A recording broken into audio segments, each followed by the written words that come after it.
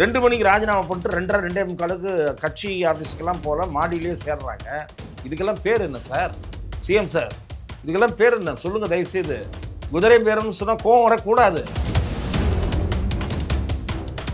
திமுகவும் அதிமுகவும் சேர்ந்து தாவேக ஆட்சி அமைக்க முடியாமல் தடுப்பதற்கு சரி செய்தார்கள். இது தாவேகாவினுடைய குற்றச்சாட்டு. இதுல நியாயம் இருக்கு அந்த குற்றச்சாட்டுல. அதே மாதிரி அதிமுகவை உடைத்தாவது 4 எம்எல்ஏக்களை இழுத்தாவது ஒரு இடைத்தேர்தலை தேவையற்ற முறையில் மக்கள் மீது திணித்தாவது தன்னுடைய ஆட்சியை காப்பாற்றிக் கொள்ளணும்னு நினைக்கிறாரு. அது என்ன அறம் சார்ந்த அரசியலா? இப்படி வராராம், இப்படி பார்த்துட்டே ஒரு பெரியவர் வராராம். ஒரு சின்ன பையன் கேட்குறானா யாரை தேடுறீங்க? இல்லை உங்கள் அப்பா வந்து இருக்காரு, எங்கே உங்கள் அப்பா காலமேன்னு தேடுறேன்னு இப்படி அப்படி பார்க்குறாரு சட்டசபையில் திமுக வரிசையில். நான் விஜய் அவர்களுக்கு பணிவோடு சொல்கிறேன், அரசியலில் பெரிய தலைவர்களெல்லாம் தேர்தலில் தோல்வி தழுவி இருக்கிறார்கள். ஆகவே நீங்கள் இன்றைக்கு வெற்றி பெற்று விட்டீர்கள் என்ற மிதப்பில் இந்த மாதிரி பேச்செல்லாம் பேசக்கூடாது. ஒரு முதலமைச்சராக இருந்தவர், 5 ஆண்டு காலம் ஆட்சியில் முதலமைச்சராக இருந்தவர், அதுவும் திமுகவுடைய தலைவராக இருந்தவர், தோற்ற வரலாறு இல்லைங்கிறதான. நீங்க செங்கல்பட்டு கோர்ட்டில் ஒரு மனைவி தன்னுடைய கணவனை காணவில்லை என்று தேடுகிறார் என்று அவர் எதிர்வினை ஆற்றினார். இதெல்லாம் தேவையா?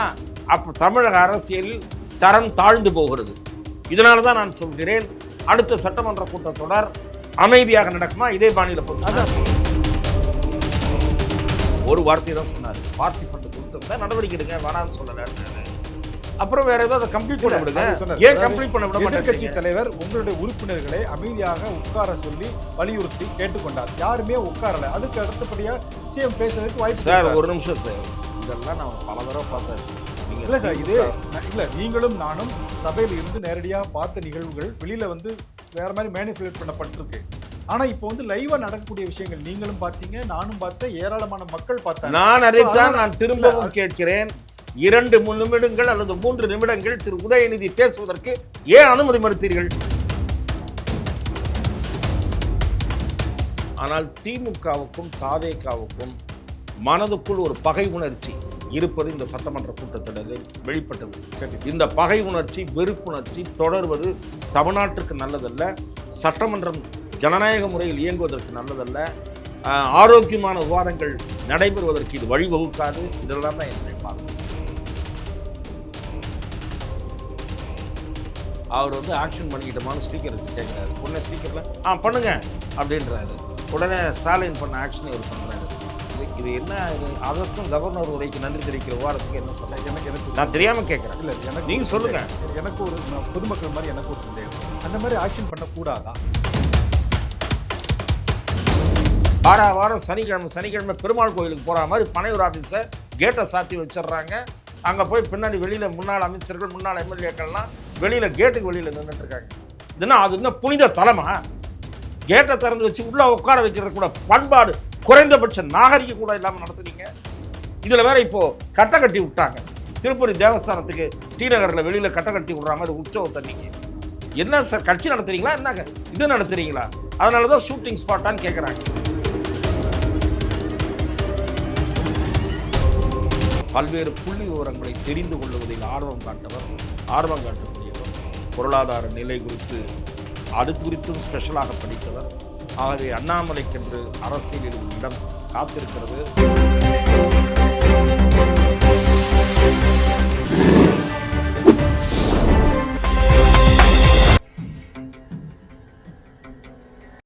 தமிழ் அலை நேயர்களுக்கு வணக்கம். இன்றைய சந்திப்பில் நம்மோடு இணைந்திருப்பவர் மூத்த பத்திரிகையாளர் துக்ளக் திரு ரமேஷ் அவர்களை வரவேற்பதில் மகிழ்ச்சி.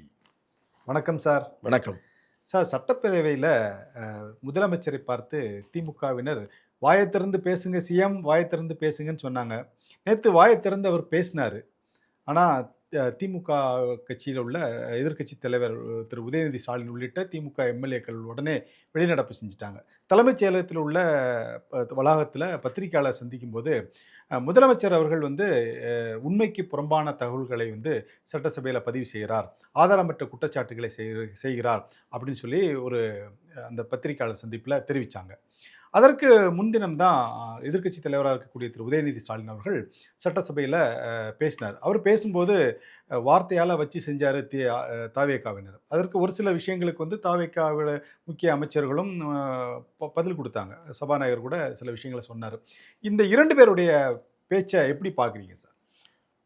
தமிழக சட்டமன்றம் வருகிற பட்ஜெட் கூட்டத்தொடர் ஆரோக்கியமான முறையில் போகுமா என்கிற சந்தேகத்தை நடந்து முடிந்த 3 நாள் கூட்டத்தொடர் நமக்கு தோற்றுவித்து விட்டது.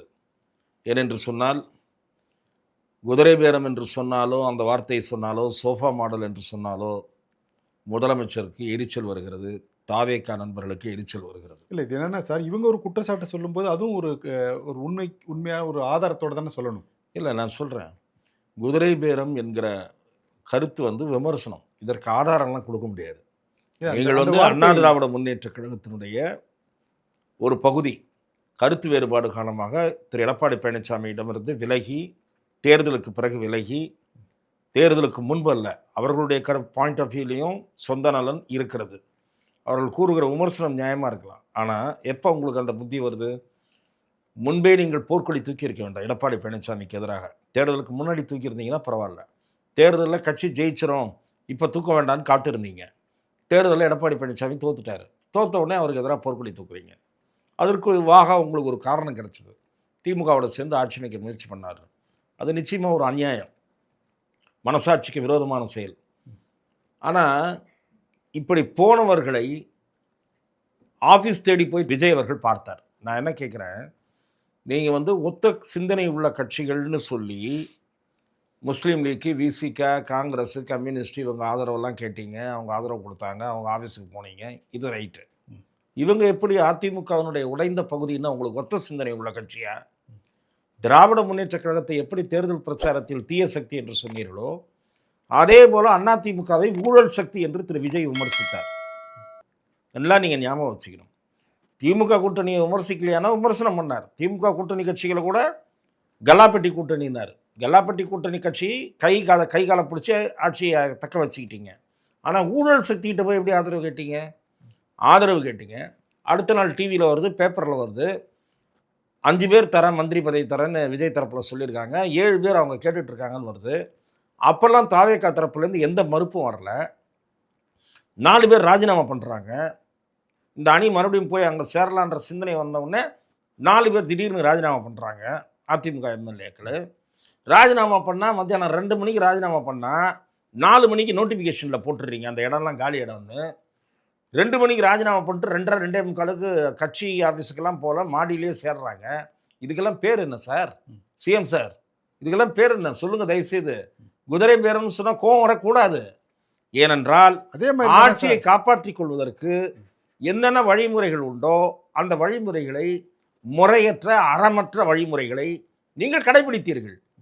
ஆகவே அதை குறித்து கேள்வி கேட்கிறார்கள். நான் என்ன சொல்கிறேன், இவ்வளோ பேசுகிறார்ல சிஎம், இதே ஆதவர்ஜுனாவும் சிஎம் என்ன சொன்னாங்க, திமுக ஆதரவோடு அதிமுக ஆட்சி அமைக்க முயற்சி நடந்து நம்மளை வரவிடாமல் சரி பண்ணணும்னு நினச்சாங்க சொல்கிறீங்கல்ல. அந்த விமர்சனத்தில் நியாயம் இருக்குல்ல. அதே மாதிரி இந்த விமர்சனத்தில் நியாயம் இருக்குது. திமுகவும் அதிமுகவும் சேர்ந்து தாவேகா ஆட்சி அமைக்க முடியாமல் தடுப்பதற்கு சரி செய்தார்கள். இது தாவேகாவினுடைய குற்றச்சாட்டு. இதில் நியாயம் இருக்குது அந்த குற்றச்சாட்டில். அதே மாதிரி அதிமுகவை உடைத்தாவது, 4 எம்எல்ஏக்களை இழுத்தாவது, ஒரு இடைத்தேர்தலை தேவையற்ற முறையில் மக்கள் மீது திணித்தாவது தன்னுடைய ஆட்சியை காப்பாற்றிக் கொள்ளணும்னு நினைக்கிறாரு. அது என்ன அறம் சார்ந்த அரசியலா? ஆகவே தான் நான் சொல்கிறேன், உதயநிதி அவர்கள் பேசியதில் தவறு இல்லை. எது தவறுன்னு சொன்னால், இதன் பிறகு வார்த்தைகள் வரம்பு மீறுகின்றன. மாண்புமிகு முதலமைச்சராக இருப்பவர் சட்டமன்றத்தை பயன்படுத்தி கொண்டு, அவர் பொதுக்கூட்டத்தில் பேசினாலே அவர் வகிக்கிற பதவிக்கு உகந்த வார்த்தைகள் அல்ல. சட்டமன்றத்தை பயன்படுத்தி கொண்டு 4 லைனில் ஒரு குட்டி கதையா? இன்னும் கம்பி கட்டுற கதையெல்லாம் சொல்கிறீங்களா? இருங்க வரேன். கவிதை 4 லைனில் முடிஞ்சால் அது ஹைக்கூ கவிதைன்னு சொல்கிறாங்க. இது இன்னும் ஹைக்கூ கதையா? 4 லைனு அப்படி கூட எடுத்துக்கலாமே. இப்படி வராராம், இப்படி பார்த்துட்டே ஒரு பெரியவர் வராராம். ஒரு சின்ன பையன் கேட்குறானா, யாரை தேடுறீங்கன்னு. இல்லை, உங்கள் அப்பா வந்து இருக்காரு, எங்கே உங்கள் அப்பா காணமேன்னு தேடுறேன்னு இப்படி அப்படி பார்க்குறாரு சட்டசபையில் திமுக வரிசையை நோக்கி. நான் விஜய் அவர்களுக்கு பணிவோடு சொல்கிறேன், அரசியலில் பெரிய தலைவர்கள்லாம் தேர்தலில் தழுவி இருக்கிறார்கள். ஆகவே நீங்கள் இன்றைக்கு வெற்றி பெற்று விட்டீர்கள் என்ற மிதப்பில் இந்த மாதிரி பேச்செல்லாம் பேசக்கூடாது. நீங்கள் வந்து பேரறிஞர் அண்ணா தேர்தலில் தோற்றிருக்கிறார். பெருந்தலைவர் காமராஜர் அரசியலில் மாணவராக அடியெடுத்து வைத்த பே. சீனிவாசன் தோல்வியை தழுவியிருக்கிறார். புரட்சித் தலைவி செல்வி ஜெயலலிதா அவர்கள் தேர்தலில் தோல்வியை தழுவியிருக்கிறார். அதனால தேர்தலில் தோல்வி தழுவிட்டா அவங்க தலைவர் இல்லைன்னு ஆயிருமா, அவங்க கட்சி பெரிய கட்சி இல்லைன்னு ஆயிருமா, அவர்களுக்கு இருக்கக்கூடிய ஓரிரு பணிகள், அவர்கள் செய்த பணிகள் காரணமாக அவர்களுக்கு கிடைத்த புகழ் இல்லைன்னு ஆயிருமா? நீங்க இப்போ தற்காலிகமாக வெற்றி பெற்றிருக்கீங்க, தற்காலிகமாக முழு வெற்றி பெறாமல் பிறர் தயவில் ஆட்சி அமைச்சிருக்கீங்க. இல்ல திமுக வரலாற்றில் இந்த மாதிரி ஒரு முதலமைச்சராக இருந்தவர், ஒரு கட்சியினுடைய தலைவராக இருந்தவர் தோற்றது இல்லைங்கிறதான வரலாறு. சார் இதெல்லாம் நீங்க அதுவே தவறான தகவல் ரமணி சார். சொல்லுங்க சார். நீங்களே இருங்க, திரு ஸ்டாலின் அவர்கள் ஏற்கனவே தேர்தலில் தோற்றிருக்காரு. இல்ல நான் திரு கே. கிருஷ்ணசாமி அவர்கள் ஒரு முதலமைச்சராக இருந்தவர், 5 ஆண்டு காலம் ஆட்சியில் முதலமைச்சராக இருந்தவர், அதுவும் திமுகவுடைய தலைவராக இருந்தவர், தோற்ற வரலாறு இல்லைங்கிறதான சார். நீங்க அதனால அவருடைய மதிப்பு குறைஞ்சிருமா, அந்த இயக்கத்தின் பலம் குறைஞ்சிருமா? இது என்ன மாதிரியான பேச்சுன்ற, இது என்ன மாதிரியான மனநிலையை வெளிப்படுத்துகிற பேச்சுன்ற? இல்ல இது அடுத்தவர்களை குத்தி கிளறி புண்ணை ரணமாக்கக்கூடிய ஒரு அதிலே மகிழ்ச்சி அடையக்கூடிய பேச்சு. அதற்காகத்தான் உங்களை எதிர்வினையாற்றினாங்க. திரு உதயநிதி ஸ்டாலின் எதிர்க்கட்சி தலைவராக இருப்பவர், அவர் அந்த எதிர்வினையை ஆற்றி இருக்கக்கூடாது என்பது என் பார்வை. செங்கல்பட்டு கோர்ட்டில் ஒரு மனைவி தன்னுடைய கணவனை காணவில்லை என்று தேடுகிறார் என்று அவர் எதிர்வினை ஆற்றினார். இதெல்லாம் தேவையா? அப்ப தமிழக அரசியலில் தரம் தாழ்ந்து போகிறது. இதனால தான் நான் சொல்கிறேன், அடுத்த சட்டமன்ற கூட்டத்தொடர் அமைதியாக நடக்குமா? இதே பாணியில போச்சு. அதான் சார், இப்போ அவர் குறிப்பிட்டு யாரையும் சொல்லல. அதாவது பார்ட்டி ஃபண்ட் அப்படிங்கிறது நாங்க வாங்கல அப்படிங்கிற விஷயத்தை தான் சொல்றாரு. யாரு வாங்கியிருந்தாலும், அதாவது இந்த கட்சி, அதுதான் உதயநிதி ஸ்டாலின் எழுந்து சொன்னாரு. ஃபர்தரா அவர் தொடர்ந்து பேசணும்னு கேட்டாரு. அதுதான் சபாநாயகர் சொன்னாரு, முதலமைச்சர் பேசி முடித்த பிறகு உங்களுக்கு நான் நேரம் தரேன், நீங்க என்ன கேள்வினாலும் அவர்கிட்ட கேளுங்க. இல்ல நான் ஒன்னு சொல்றேன் சார். இல்ல இது எல்லாம் லைவ்ல பார்த்தது. நான் லைவ்ல நானும் பார்த்தேன். அவர் தொடர்ந்து இருங்க ஒரு நிமிஷம் சார் சொன்னார். அவர் சார் சொன்னாரு, நான் இல்லை என்று மறுக்கல. ஆனால் எதிர்க்கட்சி தலைவருக்கு என்று தனி பிரத்யேக உரிமை இருக்கிறது. அது தெரியுமா உங்களுக்கு? தனி இருங்க சார் ஒரு நிமிஷம் ரமணே. நீங்களும் அசம்பிளி ரொம்ப நாள் கவர் பண்ணிருக்கீங்க, நான் உங்களை விட பல ஆண்டுகள் கூடுதலாக. அதனாலதான் நான் உங்ககிட்ட இந்த கேள்வி இல்ல நான் என்ன சொல்றேன், மற்ற சாதாரண உறுப்பினர்கள் விட சட்டமன்ற கட்சி தலைவர்களுக்கு கூடுதல் சலுகை இருக்கிறது. மற்ற சட்டமன்ற கட்சி தலைவர்களை விட எதிர்க்கட்சி தலைவருக்கு number 2 in the house, chief minister, speaker அவர் சென்ட்ரலா வழி நடத்தக்கூடியவர். ஹவுஸ்ல இருக்கக்கூடிய அந்த 2 வரிசையில் இருப்பவர்கள் நம்பர் 2 யாருன்னா மந்திரி, இல்ல நம்பர் 2 யாரோ அவர் கிடையாது. முதலமைச்சருக்கு அடுத்த நிலையில் இருப்பவர் எதிர்க்கட்சி தலைவர். ஆமா, ஒரு அவருக்கு நிகராக இருக்கக்கூடியவர் அவை முன்னவர். நான் என்ன கேட்கிறேன், புரட்சி தலைவர் எம்ஜிஆர் பேசும்போது குறுக்கிட்டு கலைஞர் எழுந்தால் உடனடியாக ஒலிபெருக்கி இணைப்பு தரப்படும். அப்படித்தான் இந்த சபை நடந்திருக்கிறது. நீங்க நான் என்ன கேட்கிறேன், எப்படி நீங்க தரமாட்டேன்னு சொல்ல முடியும் அவருக்கு இணைப்ப? அவரு என்ன சொன்னார் அப்படின்னா, அதாவது நேற்று முன்தினம் கூட என்ன சார் 2 நாட்களாக ஒரு பேர் பேச வேண்டியது இருக்கு, எல்லாரும் பேசினாங்க. அப்ப சொன்னாரு எதிர்க்கட்சி தலைவர் பேச வேண்டியது இருக்கு, அவருக்கு கூடுதல் நேரம் கொடுக்க வேண்டியது இருக்கு, அதனால எல்லாரும் நீங்க சீக்கிரம் முடியுங்க. சபாநாயகர் ஒரு 10 பேருடைய அதான் சொல்லி எதிர்க்கட்சி தலைவருக்கான நேரத்தை நான் என்ன சொல்றேன் சார், சிஎம்க்கு ஃப்ளோ போயிடக்கூடாதுன்னு உங்க சபாநாயகருக்கு கவலையா? என்ன ஒரு 3 நிமிஷம் பேசிட்டு அவர் உட்கார்ந்து உங்களுக்கு என்ன இடையில வாய்ப்பு கொடுத்தாரு. இடையில எதிர்க்கட்சி ஒரு வார்த்தை தான் சொன்னாரு, நான் கேட்டுக்கொண்டுதான் இருந்தேன். ஒரு வார்த்தை தான் சொன்னாரு, பார்ட்டி ஃபண்ட் கொடுத்திருந்தா நடவடிக்கை எடுங்க, வேணாம்னு சொல்லலன்னாரு. அப்புறம் வேற ஏதாவது கம்ப்ளீட் பண்ண விடுங்க. ஏன் கம்ப்ளீட் பண்ண விட மாட்டேங்கிறீங்க? எதிர்க்கட்சி தலைவர் உங்களுடைய உறுப்பினர்களை அமைதியாக உட்கார சொல்லி வலியுறுத்தி கேட்டுக்கொண்டார். யாருமே உட்காரல. அதுக்கு அடுத்தபடியா சிஎம் பேசுறதுக்கு வாய்ப்பு. சார் ஒரு நிமிஷம் சார், இதெல்லாம் நாங்க பல தடவை பார்த்தாச்சு. நீங்க இல்ல சார், இதே இல்ல நீங்களும் நானும் சபையில இருந்து நேரடியா பார்த்த நிகழ்வுகள் வெளியில வேற மாதிரி மேனிபுலேட் பண்ணப்பட்டிருக்கு. ஆனா இப்போ லைவா நடக்கக்கூடிய விஷயங்கள் நீங்களும் பார்த்தீங்க, நானும் பார்த்தேன், ஏராளமான மக்கள் பார்த்தாங்க. நான் அதைத்தான் நான் திரும்பவும் கேட்கிறேன். 2 நிமிடங்கள் அல்லது 3 நிமிடங்கள் திரு உதயநிதி பேசுவதற்கு ஏன் அனுமதி மறுத்தீர்கள்? ஏன் அனுமதிச்சா என்னன்னு கேட்கிறேன். அப்படின்னா முதலமைச்சர் பேச்சுல குறுக்கிட கூடாதா? அவர்தான் ஒரு வார்த்தையில பேசிட்டு இல்ல தொடர்ந்து அவர் பேசணும்னாரு. அவர் நிறைய விஷயங்களை சொல்லிட்டே போனார். இல்ல முதல்ல அவர் அனுமதி அளித்த பிறகு பேசிட்டு உட்கார்ந்து விட்டார் எதிர்க்கட்சி தலைவர். அதன் பிறகு முதலமைச்சர் தொடர்ந்தார். அதுலயே கொஞ்சம் பிரச்சனை வந்த பிறகு சரி நாம இதுல இருந்து கடந்து போவோம். நான் என்ன சொல்ல வந்தேன்னா, இந்த விவாதம் ஆரோக்கியமான முறையில் அமையவில்லை. மாண்புமிகு முதலமைச்சருடைய உரையில் அரசு நிர்வாகம் சார்ந்த எதிர்க்கட்சியினரின் விமர்சனங்களுக்கு அவர் அளித்த பதில் ஏற்புடையவையாக இருந்தன. அதாவது பதில் அளிக்காமல் இல்லை. மின்வெட்டு பிரச்சனை பேசப்பட்டது, சட்டம் ஒழுங்கு பற்றி பேசப்பட்டது எதிர்க்கட்சி தரப்பிலிருந்து. அதற்கெல்லாம் முதலமைச்சர் பதிலளித்தார். அவரால் உடனுக்குடன் பதிலளிக்க முடியல. அது பாவம் அடுத்த கூட்டத்தொடரில் ரெடி ஆகிடுவார்னு நினைக்கிறேன். கண்டிப்பா அவருக்கு ஒரு வாய்ப்பு கொடுப்போம். அதான். ஆனால் அடுத்த நாள் வந்து பதில் கொடுக்கும்போது மின்வெட்டு பிரச்சனைக்கு பதில் சொன்னார். நாங்கள் என்ன பண்ணோம் இந்த 40 நாளில் ஒன்றுமே பண்ணலைன்றாங்க. அதுக்கு சில பதில் விஷயங்களை பண்ணியிருக்கோம் அப்படின்னு பதில் கொடுத்தாரு. அதையெல்லாம் நான் ஏற்றுக்கொள்கிறேன். ஆனால் திமுகவுக்கும் தாவேகாவுக்கும் மனதுக்குள் ஒரு பகை உணர்ச்சி இருப்பது இந்த சட்டமன்ற கூட்டத்தொடரில் வெளிப்பட்டது. கண்டிப்பா. இந்த பகை உணர்ச்சி, வெறுப்புணர்ச்சி தொடர்வது தமிழ்நாட்டுக்கு நல்லதல்ல. சட்டமன்றம் ஜனநாயக முறையில் இயங்குவதற்கு நல்லதல்ல. ஆரோக்கியமான விவாதங்கள் நடைபெறுவதற்கு இது வழிவகுக்காது. இதெல்லாம் தான் என்னுடைய பார்வை. Okay sir. அதான் வெளியில் போய் பேட்டி கொடுக்கும்போது ஒரு விஷயத்த சொல்கிறாரு. இது சட்டசபையா இல்லை ஷூட்டிங் ஸ்பாட்டா அப்படின்னு சொல்லி கேட்குறாரு. இதுக்கு முந்தைய இது மாதிரி நடந்தே இல்லையா? என்னுடைய கேள்வி. ஏன்னா நீங்கள் ஒரு நீண்ட நெடிய நாட்கள் வந்து இந்த சட்டசபை நிகழ்வுகளை பார்த்து உங்களுடைய பத்திரிகையில் எழுதியிருக்கீங்க. அதோடு மட்டும் இல்லாமல் தூரதர்ஷன், ஆல் இண்டியா ரேடியோ உள்ளிட்ட பத்திரிகைகள்லாம் நீங்கள் வானொலியிலலாம் நீங்கள் உங்களுடைய ப்ரெசன்டேஷனை கொடுத்துருக்கீங்க. நான் கேட்குறது என்ன, இவர் பேசுனதுல என்ன ஒரு ஒரு மரபை மீறி செயல்பட்டார் அப்படிங்கிறது தான் என்னுடைய கேள்வி. சார், மரபை மீறினா ஒரு முதலமைச்சர் வந்து நான் ஒரு ஆக்ஷன் பண்ணிக்கிட்டோமா அப்படின்னு ஸ்பீக்கர்கிட்ட பர்மிஷன் கேட்குறதும் இல்லை. அதாவது நான் இருங்க சார், என்ன சார் நீங்கள் கேட்குறீங்க, நான் சொல்கிறேன். அவர் வந்து ஆக்ஷன் பண்ணிக்கிட்டோமான்னு ஸ்பீக்கர்கிட்ட கேட்குறாரு. உடனே ஸ்பீக்கரில் பண்ணுங்க அப்படின்றாரு. உடனே ஸ்டாலின் பண்ண ஆக்ஷனை இவர் பண்ணுறாரு. இது என்ன? இது அதற்கும் கவர்னர் உரைக்கு நன்றி தெரிவிக்கிற விவாதத்துக்கு என்ன சொல்ல? எனக்கு நான் தெரியாமல் கேட்குறேன். இல்லை எனக்கு நீங்கள் சொல்லுங்க. எனக்கு ஒரு பொதுமக்கள் மாதிரி எனக்கு ஒரு சந்தேகம். அந்த மாதிரி ஆக்ஷன் பண்ணக்கூடாதா? இல்லை எதுக்குன்ற நான் என்ன சொல்கிறேன், அப்போது you want to irritate the opposition. அது ஆஃபீஸில் அவருக்கு வரக்கூடிய விஷயம் பண்ணுறீங்கல்ல. அதைத்தான் திரு உதயநிதி வெளியில் போய் கமெண்ட் பண்ணுறாரு. எப்படின்னு கேட்குறீங்களே, இதுக்கு தான் கமெண்ட் பண்ணுறாரு.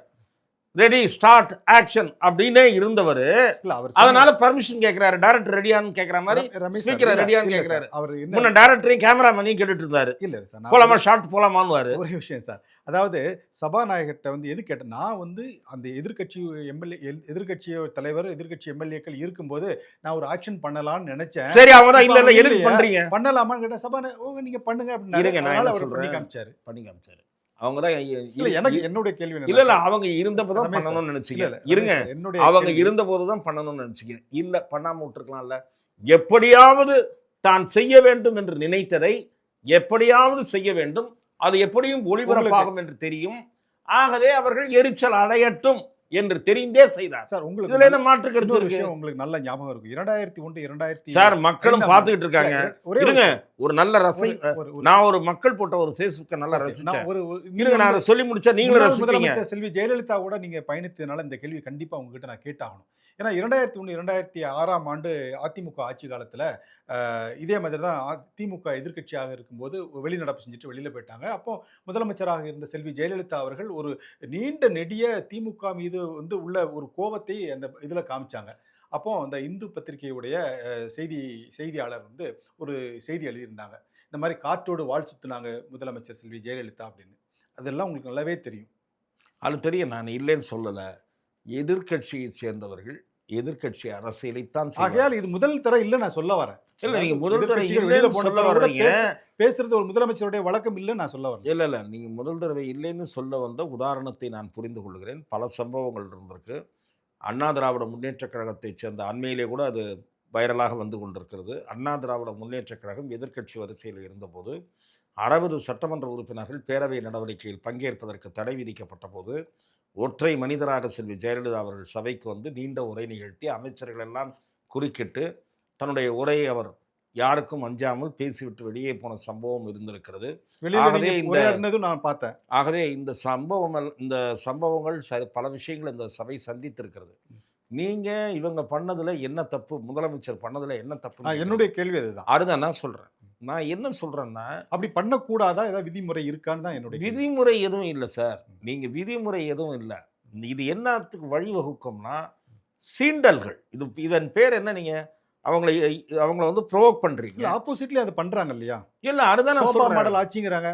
அதை சொல்லும்போது சோஃபா மாடலும் குதிரை பேரமும் முதலமைச்சருக்கு தேவையற்ற கோவத்தை தாவேக்காவுக்கு தேவையற்ற கோபத்தையும் எரிச்சலையும் ஏற்படுத்தும். அப்பதான் நீங்க தான் சொல்றீங்க வாய் திறந்து பேசுங்க, வாய் திறந்து பேசுங்க. பேசின அப்புறம் ஏன் வெளியில ஓடுறீங்க அப்படின்னு கேள்வி கேட்கறாங்களே தாவேக்காவினர். வாயை திறந்து எப்போ பேசணுமோ அப்போ பேசணும் சார். ஒவ்வொன்றுத்துக்கும் நான் பேசி முடிச்சுட்டு அடுத்த நாள் வந்து பதில் அதுதான் சொல்வேன்றது சிஎம் வந்து எப்ப பேசணுங்கிறது மத்தவங்க டிசைட் பண்ணக்கூடாது. அவர் தான் டிசைட் பண்ணணும் அப்படிங்கிறாங்களே. அதுதான். அப்போ நீங்கள் வந்து அவரை வந்து தயவு செய்து அவரை வந்து இந்திரன் சந்திரன்னு சொல்லாதீங்க. எம்ஜிஆர் மற்றவங்களோடலாம் கம்பேர் பண்ணாதீங்க. எம்ஜிஆர் எல்லாம் புதுசாக சேர்த்துக்கிறாரு. நல்லா தெரிஞ்சுங்க. பச்சையான அரசியல் சந்தர்ப்பவாதம். விஜய் அவர்கள் கட்சி தொடங்கும் போது அந்த வரிசையாக ஒரு 5-6 பேர் சொல்லி நம்ம கொள்கை அவங்க தலைவர்னு சொல்லி படங்களை சொன்னாரு. கொள்கை தலைவர்கள் மேடையில் வச்சுட்டு இருந்தாரு. ம். திடீர்னு பார்த்தா ஒரு 4வது டூர்லேயோ 5வது டூர்லேயோ வேனில் அண்ணா உருவத்தையும் எம்ஜிஆர் அண்ணா உருவத்தையும் வந்துட்டாரு, வரைஞ்சிட்டாங்க. எம்ஜிஆர் வந்துட்டாங்க. ஆமா. புரியுதா? திடீர்னு பார்த்தா இப்போ என்ன பண்ணுறாரு, நைஸா அம்மாவை எடுத்துக்கணும்னு பார்க்குறாரு. 1-2 தடவையா அம்மாவை கோட் பண்ண ஆரம்பிக்கிறார். என்ன நோக்கம் தெரியுமா? அதிமுகவின் வாக்குகளை கபலீகரம் செய்வது, அதிமுக என்கிற கட்சியை இல்லாமல் செய்வது. இதுதான் இவருடைய நோக்கம்.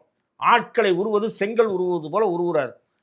வாரம் சனிக்கிழமை பெருமாள் கோயிலுக்கு போகிற மாதிரி பனையூர் ஆஃபீஸை கேட்டை சாத்தி வச்சிடுறாங்க.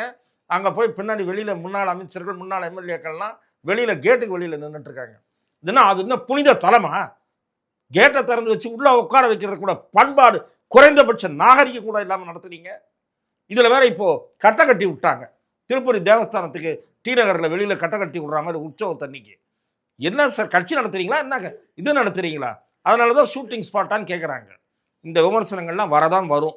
இப்படி கட்சி நடத்தினா, இப்படி ஆட்களை இழுக்கிற குதிரை பேர அரசியலில் ஈடுபட்டால் இந்த விமர்சனங்களை எதிர்கொள்ளத்தான் நேரிடும். இந்த விஷயம் தொடர்பாக ஆதவ அர்ஜுனா வெளிப்படையாகவே பேசினார். அதாவது தாவேக்காவும் அதிமுகவும் தாவேக்காவும் இணைந்தால் ஒரு மிகப்பெரிய சக்தியாக மாறும். அதைத்தான் திரு விஜய் அவர்களும் விரும்புகிறார். முதலமைச்சர் விஜய் அவர்களும் விரும்புகிறார். ஓப்பனாவே இதை வந்து நீங்க வந்து அரசியல் நாணயம், நேர்மை, ஏதாவது குறைந்தபட்ச நேர்மை நாணயம் இருந்ததுன்னா இதெல்லாம் செய்யறதுக்கு முன்னாடி, தேர்தலுக்கு முன்னாடி அந்த கட்சியை ஊழல் சக்தின்னு சொல்லியிருக்க கூடாது. ஊழல் சக்தினா அப்போ அதில் இன்னென்னாரெல்லாம் ஊழல் பேர் வழிகள், நாங்கள் யார் யாரெல்லாம் சேர்த்துக்கிறோமோ அவங்கெல்லாம் ஊழல்வாதிகள் இல்லை அப்படின்னு புதிய விளக்கம் கொடுக்க போகிறாங்களா? நான் கேட்குறேன். இங்கே இருக்கக்கூடிய கம்யூனிஸ்ட் கட்சியும் இங்கே இருக்கக்கூடிய காங்கிரஸ் கட்சியும் திமுக உட்பட பிஜேபியில் வேறு கட்சிகளிலிருந்து யாராவது சேர்த்து கொண்டால் அவர்களுக்கெல்லாம் வாஷிங் மிஷினில் போட்டு எடுத்துடுறீங்களான்னு கேட்டாங்க. அதே மாதிரி திரு விஜய் அவர்கள் ஞானஸ்நானம் செய்கிற பீடாதிபதியா? இவர்களுக்கெல்லாம் புனித நீரை தெளித்து கட்சியில் நல்லவர்களாக்கிடுவாரா? பரிசுத்தமாக்கிடுவாரா? இது என்ன அரசியல்? நீங்கள் வந்து அதை வந்து நியாயப்படுத்துகிற முறையில் சொல்றீங்க. இல்ல, நான் வந்து நியாயப்படுத்தல. ஒரு பத்திரிகையாளரா உங்ககிட்ட நான் இதை கேட்கிறேன். அவர் செய்து தவறா சரியானதா கேட்கிறேன். அதுதான் நான் சொல்றேன். அதிமுகவை கபலீகரம் செய்கிற ஒரு முயற்சி. அதற்கு காரணம் அதிமுக இன்றைக்கு ஆட்சியை இழந்து விட்டது. 2வது முறையாக இழந்து விட்டது. திரு எடப்பாடி பழனிசாமி தலைமையிலான கட்சி வந்த பிறகு நாடாளுமன்ற தேர்தலில் தோல்வி, 2 முறை சட்டமன்ற தேர்தலில் தோல்வி என்று ஏற்பட்டுவிட்ட காரணத்தால் அதிமுகவின் எதிர்காலம் குறித்த கவலை கொண்ட சிலர் தங்களுடைய எதிர்காலம் கருதி தாவேக பக்கம் நகர்கிறார்கள். ஆனால் வாழ்வோ தாழ்வோ அதிமுகவிலேயே இருந்து விடுவோம் என்று சிலர் இருந்து விடுகிறார்கள். நீங்கள் குற்றம் சாட்டிய கட்சியைச் சேர்ந்தவர்களை சேர்த்து கொள்வது அரசியல் அறமா என்பது மட்டும்தான் என் கேள்வி. இன்னொரு கேள்வி சார். அதாவது அதிமுக வந்து நிறைய பேர் விண்ணப்பம் போட்டு அங்கே போய் காத்துட்டு இருக்கிறாங்க. வர்றவங்கள வேணான்னு அவங்க சொல்லுவாங்களா? அதாவது வர்றவங்கள வேணான்னு சொல்ல வேணாம் சார். அதுக்கு தான் நான் இத்தனை நேரம் சொன்னேன். வர்றவங்கள தாராளமாக சேர்த்துங்க. நம்மளே பார்த்தோம். அதாவது இப்போ இடைத்தேர்தலை மக்கள் மீது திணித்திருக்கிறீர்கள். முன்னாள் அமைச்சராக இருந்த கடம்பூர் ராஜு, உடுமலை ராதாகிருஷ்ணன், சிவபதி, MC சம்பத் உள்ளிட்டவர் வந்து அந்த கேட்டு திறக்க முன்னாடி போய் காத்துட்டு நின்னாங்க. 2 மணி நேரத்துக்கு மேல காத்துட்டு. அதை தானே நான் இத்தனை நேரம் விமர்சனம் பண்ணேன். என்ன அது கட்சி தானே? அது தியேட்டர் ஒன்றும் இல்லையா? பனையூரில் இருக்கிறது கட்சி ஆஃபீஸ் தானே? எனக்கு போனதில்லை. நான் உங்களை கேட்குறேன். நானும் தியேட்டர் டைப்பில் இருக்குமா? நானும் போனதில்லை. ஏன்னா டிக்கெட் கவுண்டர் டிவியில் தான் பார்த்து தான் தெரிஞ்சுக்கிட்டேன். அதுதான் நான் சொல்கிறேன். ஏன்னா ஒரு முன்னாள் அமைச்சர்களாக இருந்தவர்கள், முன்னாள் சட்டமன்ற உறுப்பினர்களாக இருந்தவர்கள் குறைந்தபட்ச மரியாதை கூட தரப்படவில்லை. அவர்கள் அந்த குறித்து சிந்தித்ததாகவே தெரியல எனக்கு. அதை நினைத்தால் தான் இன்னமும் வருத்தமாக இருக்கிறது. அதான் RB உதயகுமார் போட்ட அந்த இன்டர்வியூ தான் இப்போ எனக்கு ஞாபகத்துக்கு வருது. இல்லை, நான் என்ன சொல்கிறேன், வெக்கமே இல்லையா? ஆகவே தாவேகா வந்து இன்னும் முழுமையாக அரசியல் மயப்படுத்தப்படவில்லை. அதுதான் பல பிரச்சனைகளுக்கு காரணம். அது ஒரு அரசியல் இயக்கமாக தன்னை இன்னமும் தகவமைத்து கொள்ளவில்லை. அதனுடைய சிக்கல்கள் தான் சட்டமன்றத்திலும் இருக்கிறது, வெளியிலும் இருக்கிறது. Okay sir. சட்டமன்றம் குறித்து இன்னொரு கேள்வி கேட்கணும். அதாவது குடியரசுத் தலைவராக இருந்தவர் வந்து சட்டசபையுடைய பொன்விழாவுக்கு வராரு. வரும்போது நீங்க வந்து எங்க தேசிய கீதம் 2 முறை ஒலிக்கப்பட்டது ஒரு பெரிய விஷயமா பேசினீங்களே! உங்களுடைய அப்பாவுடைய படத்திறப்பு விழாவும்போது முதல்ல தேசிய கீதம் பாடப்பட்டது. 2வது தான் தமிழ்த்தாய் வாழ்த்து பாடப்பட்டது. அன்றும் 2 முறை தேசிய கீதம் பாடப்பட்டதே! அப்படின்னு சொல்லி கேட்கும்போது, வெளியில வந்து பேட்டி குடுக்கும்போது திரு அ உதயநிதி ஸ்டாலின் அவர்கள் சொல்றாரு, அ குடியரசுத் தலைவருக்குன்னு ஒரு புரோட்டோகால் இருக்கு அப்படின்னு. என்னுடைய கேள்வி என்னன்னா, ஆளுநருக்கு புரோட்டோகால் இல்லையா? ஆளுநருக்கும் புரோட்டோகால் இருக்கிறது. வெளியில இருக்கிறது. நான் ஏற்கனவே அத சொல்லிட்டேன். திரும்ப திரும்ப சொல்ல விரும்பல. ஆளுநர் வெளியே கலந்து கொள்கிற நிகழ்ச்சிகளில், இங்கே தமிழ்நாட்டில் இருக்கிற ஆளுநர், உங்களுடைய தகவலுக்காக சொல்றேன். ஏனென்றால் நானும் ஆளுநரை அழைத்து நிகழ்ச்சி நடத்தியிருக்கிறேன். தமிழ்த்தாய் வாழ்த்து இசைக்கப்படும். முதலிலேயே சொல்வார்கள், Tamil Thai Vazhthu we ask everyone to stand up. Tamil Thai Vazhthu will followed by national anthem என்று சொல்வார்கள். பிறகு ஆளுநர் பங்கேற்று அந்த நிகழ்ச்சி முடியும்போது தேசிய கீதத்துடன் நிறைவு பெறும். இது வெளியில. சட்டசபையில அதை கடைபிடிக்குமாறு ஆளுநர் கேட்டுக்கொண்டிருக்கலாம். தமிழ்த்தாய் வாழ்த்து முதலில் இசைக்கப்படும் என்று தெரிவித்த காரணத்தால் இவர்கள் தங்களுடைய கோரிக்கை நிறைவேறியதாக கருதி, வந்தே மாதரம் வலியுறுத்தப்படாதது வெற்றி என்று கருதி இதற்கு ஒத்துக்கொண்டிருக்கலாம். 2 முறை தேசிய கீதம் இசைக்கப்பட்டதால் ஒரு தவறும் கிடையாது, ஒன்றும் குடிமொழியிடாது. ஆகவே இதற்கு திமுக தெரிவித்த எதிர்ப்பு, அதற்காக 2, 3 உறுப்பினர்கள் செலவிட்ட நேரம், இதெல்லாம் வீண் என்பது என் பார்வை. Okay sir. இப்போ தாவேக்கா நேத்து பேசும்போது முதலமைச்சர் சொல்றாரு, நாங்க அரசியல் என்பது வேறு. மத்திய அரசோட மாநில அரசு அரசியல் அதாவது அட்மினிஸ்ட்ரேஷன் லெவல்ல நாங்க வந்து ஒரு இணக்கமான சூழ்நிலையில இருப்போம் அப்படிங்கிற மாரி நேத்து பேசுறாரு. அத எப்படி பார்க்குறீங்க? மிக நிச்சயமாக நான் முதலமைச்சருடைய பேச்சில் நான் வரவேற்கக்கூடிய 1, 2 பகுதிகளில் அந்த பகுதி முக்கியமான பகுதி. முந்தைய ஆட்சியைப் போல மோதல் போக்கை கடைபிடிக்க விரும்பவில்லை என்ற செய்தி அவர் உணர்த்தியிருப்பதை நான் வரவேற்கிறேன். முந்தைய திராவிட முன்னேற்றக் கழக அரசு வீண் பிடிவாதத்துடன் பாரதிய ஜனதா மீது ஏதாவது பழிபோட வேண்டும் என்ற ஒரு உள்நோக்கத்துடனும், கூட்டணி கட்சிகளை திருப்திப்படுத்துவதற்காகவும் தொடர்ந்து மோதல் போக்கை கடைபிடித்து வந்தது. அதன் காரணமாக தமிழ்நாடு சில திட்டங்களை இழந்தது, பாதிக்கப்பட்டது, பாதிப்புக்குள்ளானது. எந்தெந்த மாநிலங்களில் அதையெல்லாம் மறைத்து ஒரு குறிப்பிட்ட திட்டத்தை நிறைவேற்றினால்தான் நிதி விடுவிக்கப்படும் என்று சொன்னால், அந்த திட்டத்தை நாங்கள் நிறைவேற்ற மாட்டோம், ஆனால் நிதியை மட்டும் விடுவிக்க வேண்டும் என்று கேட்டது வந்து ஒரு வரட்டு பிடிவாதம் மட்டுமல்ல. அது வந்து ஒரு என்ன சொல்றது, அநியாயமான கோரிக்கை. Not justifiable. ஆகவே திரு விஜய் அவர்கள், மாண்புமிகு முதலமைச்சர், மத்திய அரசோடு கொள்கை ரீதியாக பாரதிய ஜனதாவோடு நாங்கள் மாறுபட்டு நின்றாலும் மத்திய அரசுடன் மோதல் போக்கை கடைபிடிக்க மாட்டோம் என்று சொல்லியிருக்கிறார். அதை நான் வரவேற்கிறேன். அதே சமயத்தில் திராவிட முன்னேற்றக் கழகம் மாதிரி இவரும் புதிய கல்விக் கொள்கையை ஏற்றுக்கொள்ள மாட்டேன், ஆனால் நிதியை மட்டும் கொடு என்றால் கொடுக்க மாட்டார்கள். அதையும் முதலிலேயே புரிந்து கொள்வது நல்லது என்பதை நான் தெரிவித்துக் கொள்கிறேன். Okay sir. திரு ரஜினிகாந்த் அவர்கள், அதாவது உங்களுடைய நெருங்கிய நண்பர், ஒரு நிகழ்ச்சியில் பேசும்போது சொல்றாரு, நான் ஒரு கருத்து சொன்னாலும் அது குற்றம் சொல்றீங்க, சொல்லாமல் இருந்தாலும் குற்றம் சொல்றீங்க, என்னடா நான் என்னதான் பேசுறது அப்படிங்கிற மாதிரி ஒரு சூப்பர் ஸ்டார் ரஜினிகாந்த் அவர்கள் குறித்து தேவையற்ற சில சர்ச்சைகள் சமீப காலங்களில் உருவாக்கப்பட்டன. ஆகவே அவர் பேசுவதை குறைத்து கொள்ளலாம் என்று நினைத்திருக்கலாம்.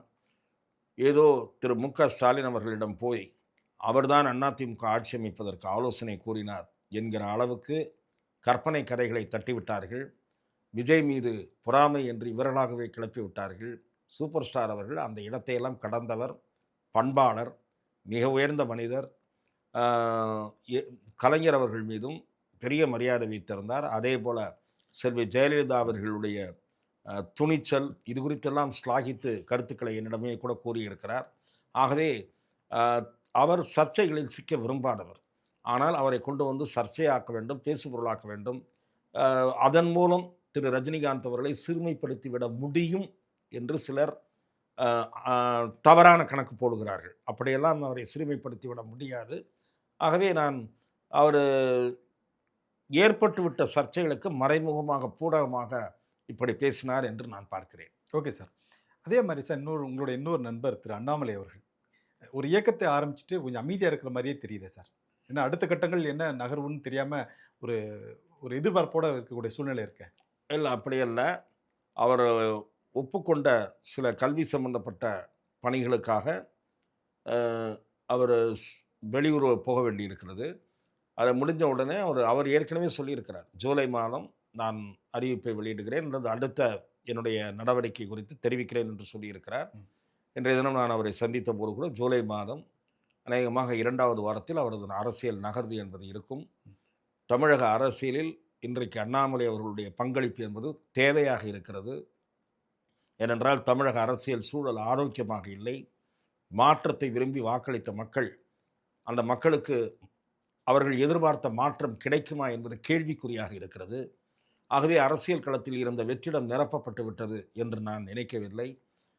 திரு அண்ணாமலை அவர்கள் ஒரு துடிப்போடு செயல்படக்கூடிய அரசியல் தலைவர். எந்த ஒரு ஆட்சியாக இருந்தாலும் தவறுகளை துணிச்சலாக தட்டி கேட்கக்கூடியவர். அது குறித்த விவரங்களை சேகரிக்கக்கூடிய ஆற்றலாளர், எஃபெக்டிவ் கம்யூனிகேட்டர். ஆகவே இத்தனை குணங்கள், படித்தவர், விவரம் அறிந்தவர், உலக அரசியல் அறிந்தவர், பல்வேறு புள்ளி விவரங்களை தெரிந்து கொள்வதில் ஆர்வம் காட்டக்கூடியவர், பொருளாதார நிலை குறித்து அது குறித்தும் ஸ்பெஷலாக படித்தவர். ஆகவே அண்ணாமலைக்கென்று அரசியலில் ஒரு இடம் காத்திருக்கிறது. அவருடைய செயல்பாட்டிற்காக ஒரு பெரிய இளைஞர்கள் ஆதரவு கூட்டம் அவருக்கு இருக்கிறது. நிச்சயமாக தமிழக அரசியலில் மறுமலர்ச்சியை ஏற்படுத்தக்கூடிய ஒரு பங்களிப்பாக அவரது பங்களிப்பு இருக்கும் என்று நான் பார்க்கிறேன்.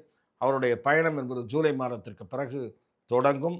பிறகு அது ஒரு அடுத்த 6 மாதங்களில் வேகம் எடுக்கும் என்பது என்னுடைய பார்வை. Okay sir. மறுமலர்ச்சி நாயகனாக திரு அண்ணாமலை அவர்கள் விரைவில் களத்துக்கு வருவார் அப்படின்னு சொல்லியிருக்கீங்க. நாங்களும் எதிர்பார்த்துட்டு இருக்கோம் சார். நன்றி, வணக்கம் சார். வாய்ப்புக்கு நன்றி.